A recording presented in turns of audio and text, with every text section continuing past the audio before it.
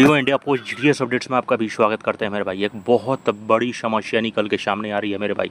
इस वीडियो को पूरे अंत तक जरूर देखना क्योंकि एक बहुत बड़ा डेंजरस न्यूज़ यानी कि मतलब समझ सकते हो कि एक बहुत बड़ा खतरनाक वाला स्कैम हो रहा है और ये आपको भी कहीं ना कहीं सचेत रहना पड़ेगा। 3 लाख जीडीएस और प्लस में विभागीय जितने भी कर्मचारी हैं, मोबाइल हैक हो गया एक कर्मचारी का, मतलब कस्टमर का, और खाते से पैसे गायब किए गए हैं और कितने लाख रुपए का पैसा गायब हुआ है, यानी कि 27 बार ट्रांजैक्शन हुआ है।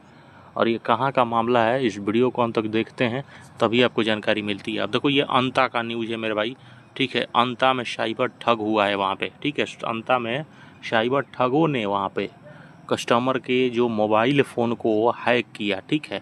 अब हैक जानते हो, जाहिर सी बात है कि कस्टमर, जाहिर सी बात है आज के लोग उतना बहुत ज़्यादा मतलब इधर का उधर, उधर को उधर, और दूसरे चक्कर में ज़्यादा पड़ते हैं और वो एपीके फाइल डाउनलोड करवाएं और डाउनलोड करने के बाद उसका फ़ोन प्रॉपर तरीके से एक्सेस उन्होंने ले लिया। लेने के बाद अब हुआ क्या कि जितने भी पोस्ट ऑफिस में उसका बचत खाता था, ठीक है, बचत खाता सेविंग अकाउंट्स था, उसमें पैसे उसने जमा किए थे, उसमें से प्रॉपर तरीके से उन्होंने 27 बार, मतलब सोचो, विड्रॉल किए हैं, 27 बार ट्रांजेक्शन निकाले हैं। अब देखो सब कैसे मामला हुआ है। ये 5 अगस्त का मामला है मेरे भाई।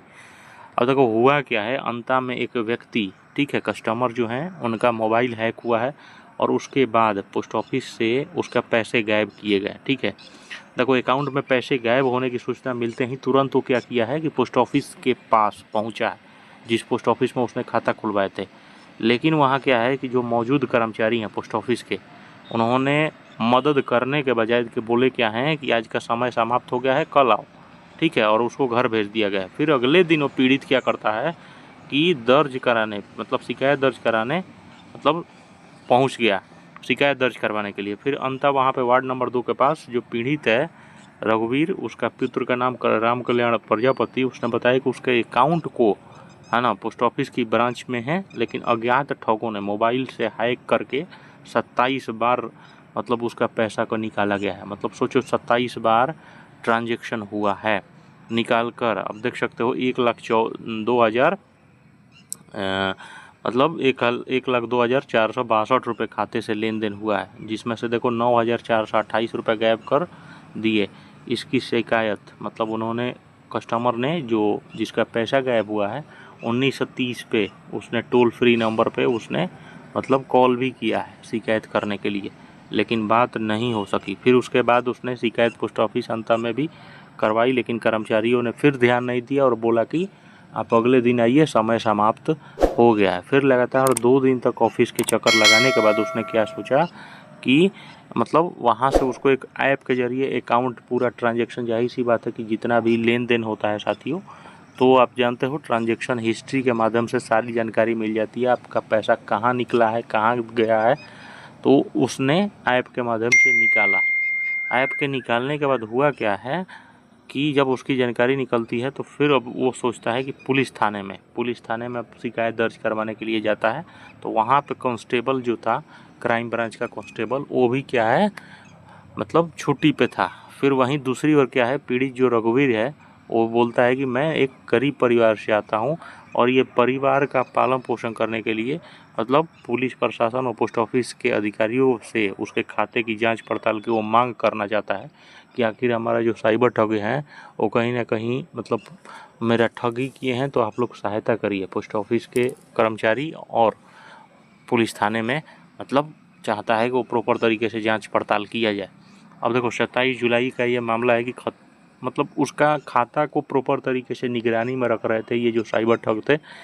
27 जुलाई से ही ठगों द्वारा खाता में हेरा फेरी शुरू कर दी थी, लेकिन इस भाई को मतलब भनक तक नहीं लगी कि इसकी ट्रांजैक्शन हो रही है। फिर इसको हुआ क्या कि 3 अगस्त को खाते में 5,199 रुपये जमा का एक मैसेज आता है इसके पास।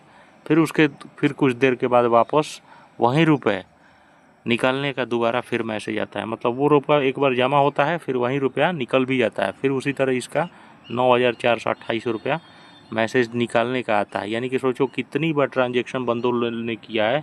वहीं टोटल आपको बता रहा हूँ 27 ट्रांजेक्शन करके साइबर ठगों ने इतने ज़्यादा रुपए का हेर फेर यानी कि गबन कर लिया मेरे भाई, प्रॉपर तरीके से। यानी कि कितना ज़्यादा खतरनाक ठगी हुआ है।